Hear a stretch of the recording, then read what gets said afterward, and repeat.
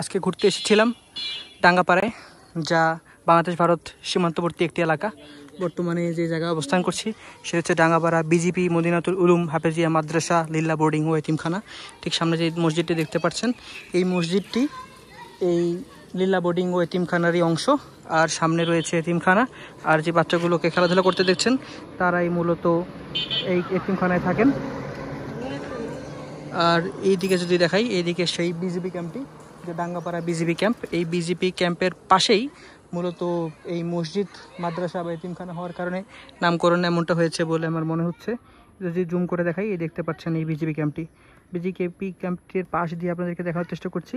ভিতরে কিছু বিজিবি সদস্য আছেন, তাদের সংখ্যা খুব একটা বেশি না, যথেষ্ট কম। আমি ভিতরে প্রবেশের অনুমতি চেয়েছিলাম, আমাকে তাদের তরফ থেকে অনুমতি দেওয়া হয়নি, তাই দূর থেকে ভিডিওটি ধারণ করছি। আজকে আপনাদের কাছে আমার এটুকুই বার্তা দেওয়ার ছিল। বাংলাদেশের সীমান্তবর্তী এলাকাগুলো কেমন হয়ে থাকে, পরিবেশ, প্রকৃতি, আবহাওয়া, অবকাঠামো থেকে শুরু করে সব কিছু আমি এই সীমান্তবর্তী এলাকায় বেশ কিছু ভিডিও ধারণ করেছি এবং আপনাদেরকে দেখানোর চেষ্টা করেছি বাংলাদেশের সীমান্তবর্তী এলাকার সৌন্দর্য এবং বর্তমান প্রেক্ষাপট। আশা করি সবাই একটা বার্তা পেয়ে গিয়েছেন। সবাইকে অসংখ্য ধন্যবাদ। আবার দেখা হবে ইনশাআল্লাহ। ভালো থাকবেন।